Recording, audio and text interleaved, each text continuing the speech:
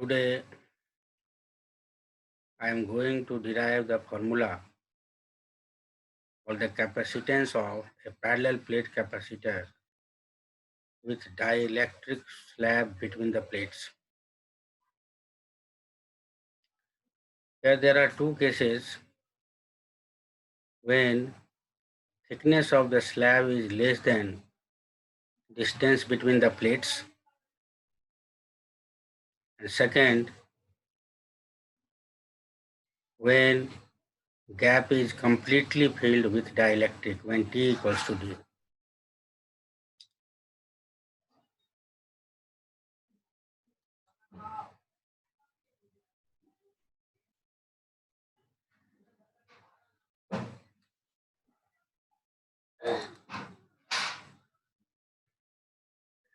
The capacitance of a parallel plate capacitor with a dielectric slab between the plates. I have taken a dielectric slab between the plates of the capacitor. T is thickness of the slab, D distance between the plates, A equals to area of each plates, E naught is the applied electric field. This is for air, and E equals to electric field inside the dielectric. So firstly, we will discuss the first case, that is when T is less than D. Gap between the plates is partially filled with dielectric.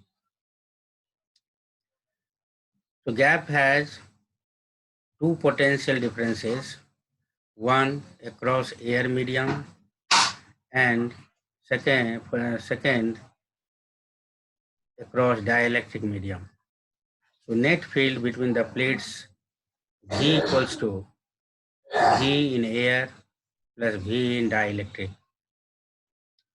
Formula of V we know, V equals to E into D. So for air, E naught into D minus T. D minus T is the thickness of air medium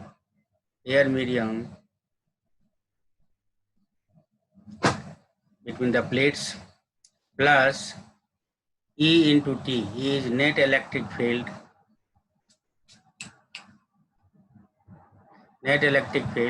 inside the dielectric, and T is thickness. So I have used V equals to E into D formula for both the media. This is for air medium and this is for dielectric medium. We know that E equals to E naught by K.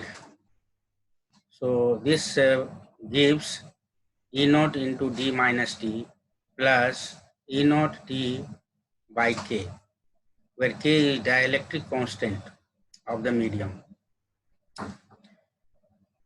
I have taken E naught common, so E naught into D minus T plus T by K. We know the formula of E naught. E naught equals to Q by A epsilon naught. So when we put this value, the potential difference between the plates of the parallel plate capacitor becomes Q into D minus T plus T by K total divided by A epsilon naught. Capacitance of this capacitor C equals to Q by V, and from this expression Q by V equals to A epsilon naught by D minus T plus T by K. This is the final expression of the capacitance of the parallel plate capacitor when gap is partially filled. The thickness of the slab T is less than distance between the plates. When gap is completely filled, we can put P equals to D in this expression, and it gives C equals to K A epsilon naught by D. A epsilon naught by D equals to C naught. So C equals to KC naught, C greater than C naught. So what do we observe? We observe that capacitance of a parallel plate capacitor can be increased by inserting dielectric slab in the gap between the plates. Now I will show you some diagrams of parallel plate capacitor. How does it look like? The capacitor that we use is this, which is commonly known as condenser. Other forms of capacitors are also there, and we do not need to study it. Now the next topic is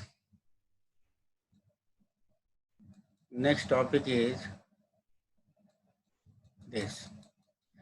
To find common potential and loss of electropotential energy when a charged capacitor is connected with a partially charged capacitor. I have taken two capacitors of capacitances C1 and C2. Firstly, this capacitor is charged by a source whose potential is V1, and then it is disconnected and then connected with another capacitor of capacitance is C2, which is at potential V2. This is partially charged, so its potential V2 will be less than V1. Before connection, charge on the first capacitor is Q1 equals to C1 into V1 from Q equals to CV formula. Charge on the second capacitor Q2 equals to C2 V2. Now when the capacitors are connected in parallel, charge is transferred from first to the second capacitor till the potential becomes common. I have shown here the connection of two capacitors in the circuit. Let V be the common potential. Since the charge remains conserved, so total charge before connection will be equal to total charge after connection.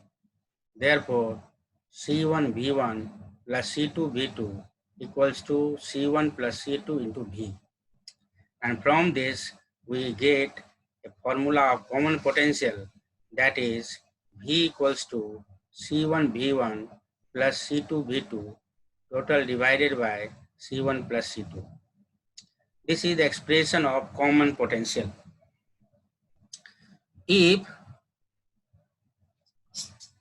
we want to find loss of electrostatic potential energy, when first capacitor, which is completely charged, is connected with the partially charged capacitor, then due to transfer of charge, some electrostatic potential energy of the charged capacitor is lost.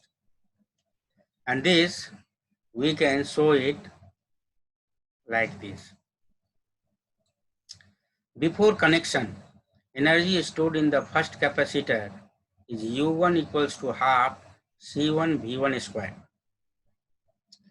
And energy stored in the second capacitor is U2 equals to half C2 into V2 square.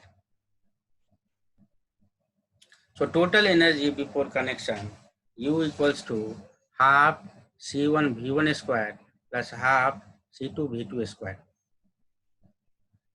After connection, U equals to half C1 plus C2 into V square.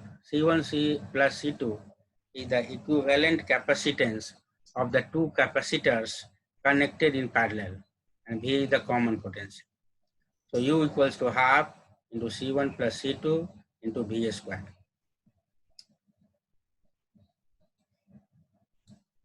Therefore, loss of electrostatic potential energy delta U equals to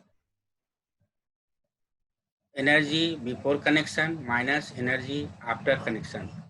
I have put the value of the initial energy and the final energy And then we have put the value of V here, which is C1 V1 plus C2 V2 by C1 plus C2. After simplifying this, we get delta U equals to half C1 plus C2 divided by C1 plus C2 into V1 minus V2 whole square. This is the value of U1 minus U2. Energy before connection minus energy after connection. If you are asked to show whether there is a loss of electrostatic potential energy or not, you will find the value of initial energy minus final energy. If it gives positive value, then we can say that there is a loss of electrostatic potential energy. Here, this part is positive and this part is also positive. Difference of any two, whether this is V1 minus V2 or V2 minus V1 whole square, is always positive. So this is positive. So initial energy minus final energy is positive, which shows that there is a loss of electrostatic potential energy. This energy is lost in the form of heat and electromagnetic radiation. So if in the exam you are asked to find either loss of electrostatic potential energy or the heat energy produced or the total amount of electromagnetic radiation, you can use the same formula.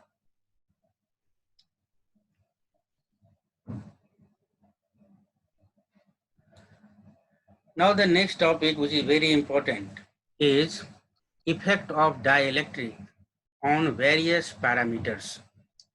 And various parameters are charge, potential, electric field, capacitance, energy, and then energy density. The situation is that a parallel plate capacitor is charged by a battery first, which is then disconnected. And after disconnecting, a dielectric slab is introduced between the plates. Now there are two cases. After disconnection, what will be the change in these parameters? And second, when battery remains connected from the capacitor, what will be the changes in these parameters? So we will discuss it one by one. See the change in the value of charge due to introduction of dielectric slab. Charge remains conserved. So value of charge after disconnection will be same as the initial value of charge. Q naught is the initial value of charge. But when the battery remains connected, Q becomes K times, where K is dielectric constant. Q becomes greater than Q naught. Potential, formula of potential we know, V equals to E into D. E equals to E naught by K into D.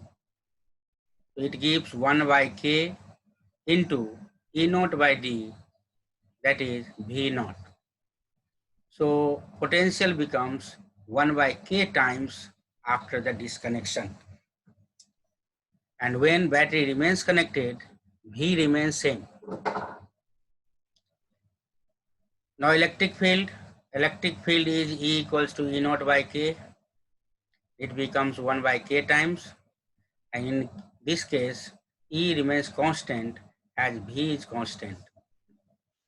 Capacitance, C equals to K C naught. And we know just now we have proved that when a dielectric slab is inserted, capacitance becomes K times. So C equals to K C naught. And it remains same even when the battery remains connected. Energy, electrostatic potential energy, U equals to half CV squared. I have put the values of C and V here from this and this. we get U equals to 1 by K U naught. Here U becomes K times. When you will put the value of C and V in half CV square, you will get U equals to K times U naught. Energy density is also 1 by K times of the initial value in this case, and in the second case, this is K times. Two things you have to keep it in your mind, that if the battery is disconnected from the capacitor, charge remains constant, capacitance becomes K times. And when battery remains connected, then V remains constant and C is K times the initial value. If you know these two, charge and capacitors, you can find the change in any other parameters if formula is known. So this topic is very important.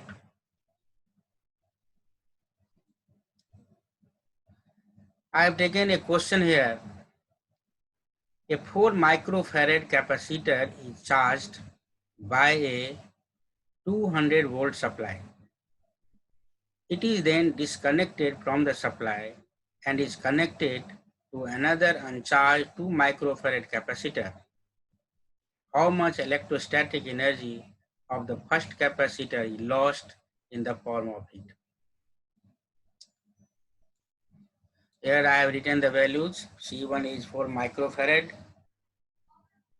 4 into 10 to the minus 6 farad. 1 microfarad equals to 10 to the minus 6 farad.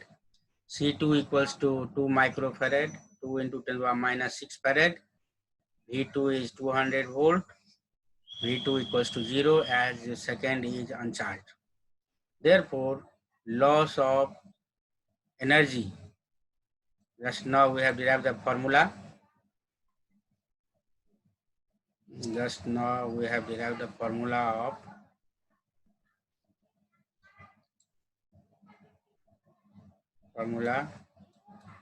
this formula, and we put all these values in this formula of loss of potential energy. We get this value 2.67 into 10 to the minus 2 joules. Thank you.